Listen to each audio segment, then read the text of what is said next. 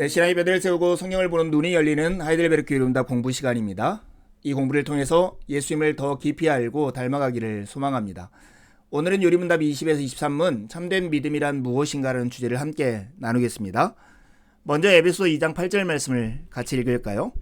너희는 그 은혜에 의하여 믿음으로 말미암아 구원을 받았으니 이것은 너희에게서 난 것이 아니요 하나님의 선물이라. 복음이 선포되면 나타나는 반응은 크게 두 가지입니다. 예전에 나누는 것처럼 어떤 사람들은 어찌할꼬 하면서 구원 얻을 길을 찾고요. 어떤 사람들은 어쩌라고 말을 하면서 이 복음을 듣기를 거부하죠. 왜 거부할까 이런 생각을 해봤습니다. 잘 듣는다는 것은 귀를 기울여 듣고 눈을 마주치면서 듣고 마음으로 공감하면서 듣는 것이죠. 여러분은 그렇게 복음을 듣고 있습니까? 저는 요즘 코로나 사태로 인해서 날마다 브리핑하는 질병관리본부장의 브리핑을 보면서 여러 가지 생각을 하게 되었습니다. 이분의 이야기는 그렇게 수려하지도 않고 외모가 화려하지도 않고 그리고 수사법을 사용해서 전달하지도 않음에도 불구하고 우리는 이분의 말을 기울여 듣고 눈으로 보면서 듣고 경청합니다. 두 가지 이유 때문에 그런 것 같아요. 하나는 우리에게 절실하게 필요해요. 이 상황이. 이 내용이 필요한 것이죠. 또 한 가지는 전하는 이 사람의 내용과 이 전하는 사람의 권위가 있기 때문에 그렇습니다. 여러분, 우리가 하나님의 말씀과 복음을 듣는 데 있어서 그 말씀이 우리의 마음속에 들어오지 않는다면 두 가지를 점검할 필요가 있어요. 하나는 우리가 정말로 하나님의 말씀을 필요로 하고 있는가, 갈망하고 있는가를 질문해야 하고요. 두 번째는 정말 하나님의 말씀이 우리의 생사와 복을 주장하는 권위 있는 말씀이고 하나님이 그런 분인가를 우리 마음속에서 질문해 봐야 합니다. 오늘 우리가 함께 할 질문은 이런 거예요. 그리스도께서 우리를 위해서 행하신 일, 그 일이 어떻게 우리의 것이 되느냐 하는 거예요. 여러분, 복음, 이것을 가장 쉽게 표현하면 하나님이 예수 안에서 우리를 위해서 하신 일입니다. 두 가지 대표적인 사건이 이 복음을 소개하는데 십자가와 부활이죠. 그런데 이 복음의 핵심 중의 핵심은 예수님이 우리의 왕이시라는 선포예요. 우리의 주님이시라는 선포죠. 개인적인 우리의 인생뿐만 아니라 우리가 살아가는 역사와 우주 속에서 예수님이 최종 결정권자이고 왕이시라는 선포가 복음이에요. 그 예수님께서 하나님과의 관계에 있어서 원수와 같고 노예 시장의 그림으로 보면 죄의 노예가 된 것 같은, 법정에서 죄인으로 판별되고 하나님과 관계없는 고아와 같은 인생, 그래서 하나님의 심판에 의해서 영원한 형벌을 받아야 마땅한 우리에게, 그리고 우리를 위해서 행하신 일이 있었죠. 그것은 바로 중보자로서 우리의 진노의 짐을 대신 지시고 의와 생명을 획득하여 주신 일이었어요. 예수님의 십자가를 통해서 우리의 진노의 짐을 대신 지셨죠. 그리고 온전한 순종을 통해서 우리의 의와 생명을 우리에게 주시는 분이셨어요. 이것에 대한 선포가 복음이죠. 그리고 이것을 받아들인 사람에게는 죄인이었던 사람이 의인이 되고 원수가 친구가 되고 노예가 자유인이 되고 고아가 아들이 되는 복을 누릴 수 있게 되었다고 하는 것입니다. 그런데 여러분, 마땅한 형벌을 피하고 다시 하나님의 은혜를 받는 방법이 있을까요? 아까 복음에 대한 두 가지 반응 중에 어찌할꼬 하는 것에 대한 답이 있을까요? 오늘 이과가 그것을 소개합니다. 그 답은 믿음입니다. 이 신문을 질문하고 답해 보겠습니다. 그러면 아담 안에서 모든 사람이 멸망한 것처럼 그리스도 안에서 모든 사람이 구원을 받습니까? 함께 답을 해보시죠. 아닙니다. 참된 믿음으로 그리스도에게 연합되어 그 모든 은덕을 받아들이는 사람들만 구원을 받습니다. 요한복음 1장 12절 13절 말씀에 이렇게 말씀합니다. 영접하는 자 곧 그 이름을 믿는 자들에게는 하나님의 자녀가 되는 권세를 주셨으니 이는 혈통으로나 육정으로나 사람의 뜻으로 나지 아니하고 오직 하나님께로부터 난 자들이니라. 그리스도 안에서 모든 사람이 구원을 받습니까? 이런 질문하면 우리는 당연한 거 아닙니까? 이렇게 반문하죠. 근데 과연 그럴까요? 아담이 죄를 지었기 때문에 모든 인간이 형벌을 받았다면 예수께서 의를 이루셨기 때문에 모든 인간 또한 구원을 받아야 하지 않습니까? 이렇게 하는 질문인데요. 성경은 결코 그렇지 않다라고 우리에게 얘기합니다. 오직 구원받는 방법은 이거예요. 참된 믿음으로 그리스도에게 연합되어서 그분이 주시는 모든 은덕을 받아들이는 사람, 아까 요한복음의 표현대로 하면 영접하는 사람들만이 구원을 누릴 수 있는 것입니다. 이것을 그림처럼 잘 보여주는 게 로마서 11장 17절의 접붙임의 원리예요. 로마서 11장 17절에 또한 가지 얼마가 꺾이었는데 돌 감람나무인 내가 그들 중에 젖붙임이 되어 참 감람나무 뿌리의 진액을 함께 받은 자가 되었은즉, 돌 감람나무와 같은 사람이 참 감람나무가 되기 위해서는 젖붙임이 되어야 하는 거예요. 그 젖붙임의 방법이 바로 믿음이라는 것입니다. 그렇다면 우리가 이런 질문을 하게 되잖아요. 참된 믿음은 뭐예요? 진짜 믿음이 뭔데요? 하는 질문을 하게 됩니다. 21문이 그것에 대한 질문과 답입니다. 한번 21문을 답해 보시죠. 참된 믿음은 하나님께서 그의 말씀으로 우리에게 계시하신 모든 것을 진리라고 여기는 확실한 지식이며, 동시에 성령께서 복음으로써 내 마음속에 일으키신 굳은 신뢰입니다. 곧 순전히 은혜로 오직 그리스도의 공로 때문에 하나님께서 죄사함과 영원한 의로움과 구원을 다른 사람뿐 아니라 나에게도 주심을 믿는 것입니다.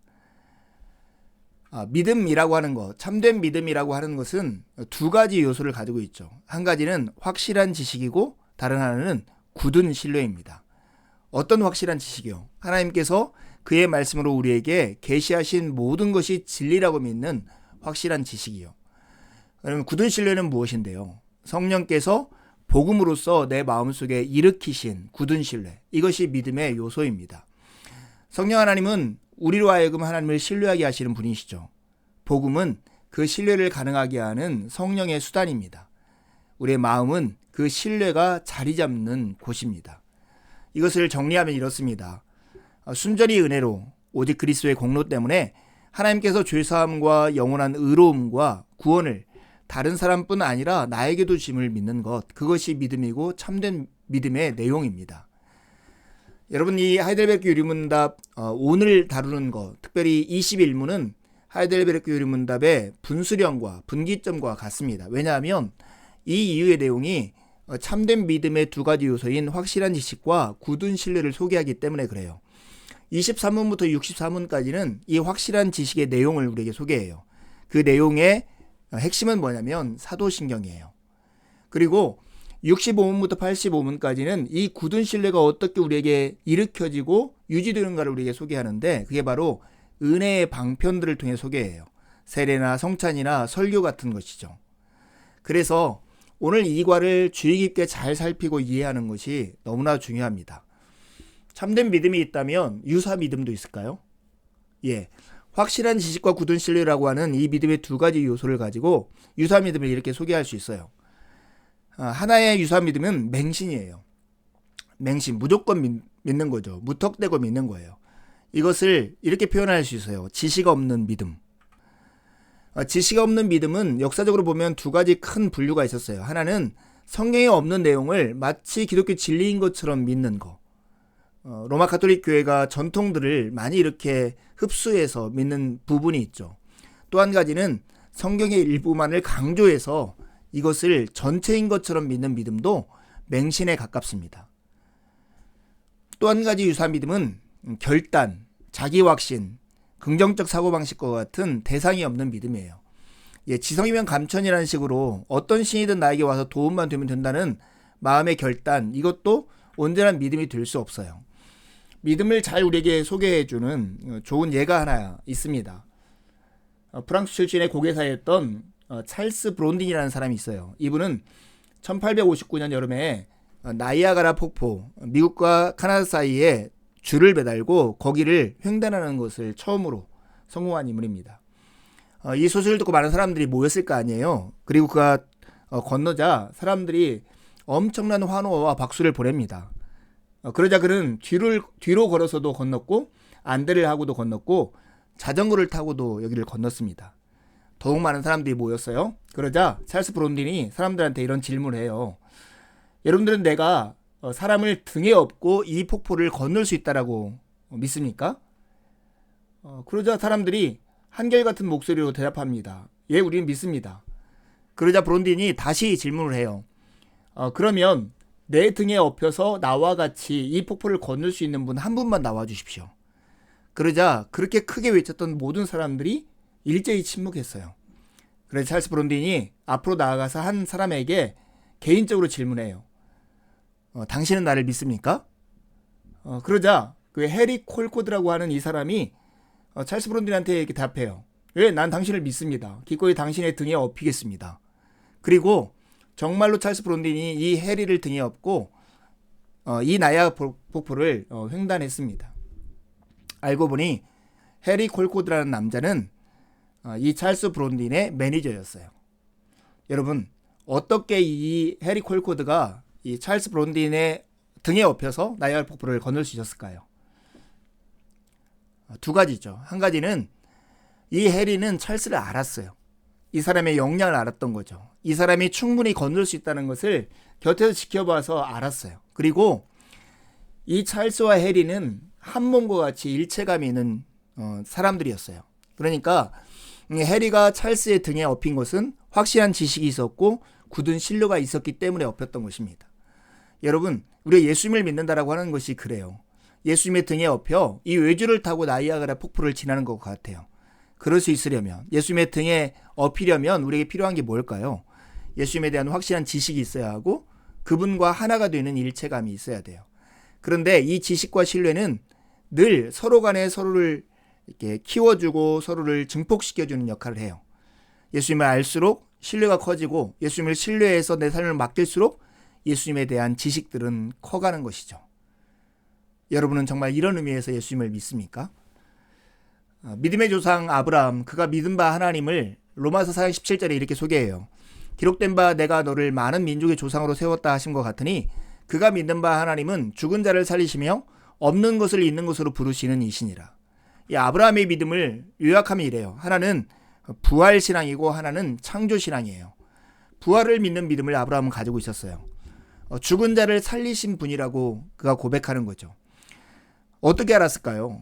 아브라함은 자기 아내 사라가 죽은 태와 같은 곳에서 자기 아들 이삭을 출산하는 걸 보고 알았던 것이죠. 그것을 통해서 그는 하나님의 창조를 분명히 확신했습니다. 무에서 유를 창조하신 분, 없는 것을 있는 것으로 부르시는 하나님을 알게 된 것이죠. 여러분, 하나님의 사역, 아브라함 가운데 일하시는 하나님의 사역은 현재 진행형입니다. 아브라함의 삶에서 일하시는 하나님과의 교제를 통해서 아브라함은 부활과 창조의 능력의 하나님을 깊이 신뢰하고 순종하는 믿음을 갖게 되었어요. 그 하나님이 지금 오늘 우리 안에도 믿음을 일으키시는 일을 하고 있습니다. 그 하나님 앞에 온전하게 반응해 보십시오. 22문은 이렇게 질문합니다. 그러면 그리스도인들은 무엇을 믿어야 합니까? 믿음의 두 가지 요소, 확실한 지식과 굳은 신뢰 중에 확실한 지식을 출발하는 첫 질문입니다. 우리가 알아야 할 지식이 무엇이냐는 거죠. 한번 답해 봅시다. 복음에 약속된 모든 것을 믿어야 합니다. 이 복음은 보편적이고 의심할 여지 없는 우리의 기독교 신앙의 조항들인 사도신경에 요약하여 가르쳐줍니다. 사도신경의 조항들은 무엇입니까? 우리가 알고 있는 그 고백입니다. 여러분, 그리스도인들은 무엇을 믿어야 합니까? 하는 질문을 하면 이런 것을 떠올려야 합니다. 우리가 초반부에 나눴던 그리스도인이라면 누구나 가지고 있는 세 가지 보물 기억나세요? 그래서 믿음, 소망, 사랑과 관련된 것인데요. 그리스도인 당신은 무엇을 믿습니까? 질문을 받으면 우리가 답할 수 있는 가장 명쾌하고 쉬운 대답은 우리가 사도신경에 고백하는 것을 믿습니다. 그리스도인 당신은 어떤 꿈을 가지고 사세요? 그러면 주님이 가르치신 기도가 우리의 삶과 현실 가운데 이루어지는 것을 꿈꾸며 삽니다. 그리스도인 당신은 어떻게 행동하십니까? 행동의 기준이 뭐예요? 하나님께 십계명을 통해서 가르쳐주신 원리를 따라 살아갑니다. 이렇게 답을 했었죠. 여러분, 그 사도신경이라고 하는 것은 복음에 약속된 모든 것의 요약입니다. 사도신경 우리가 이제부터 나눌 건데 사도신경은 삼위일체 하나님의 구조 속에 있습니다. 성부 하나님에 대한 고백, 그분이 우리를 창조하신 내용에 대한 고백이 있고요. 성자 예수님에 대한 신앙 고백, 우리를 구속하신 것에 대한 고백이 있습니다. 성령 하나님에 대한 고백이 있는데 그분이 우리를 거룩하게 하시는 데 대한 고백이 사도신경 안에 담겨져 있습니다. 사랑하는 여러분, 이제부터 우리가 사도신경을 통해서 확실한 지식을 갖는 노력들을 할 것인데요. 이걸 통해서 우리의 믿음의 뼈대가, 신앙의 뼈대가 온전하게 세워지는 시간들이 되었으면 좋겠습니다. 두 가지 질문하고 마치려 합니다. 참된 믿음은 무엇입니까? 믿음의 두 가지 요소를 가지고 설명해 보십시오. 사도신경을 암송하십니까? 천천히 의미를 생각하면서 3번을 암송해 보십시오. 한 주간도 하나님의 은혜를 의지해 살고 복된 주일에 만나 함께 기쁨으로 주님을 예배하시죠. 감사합니다.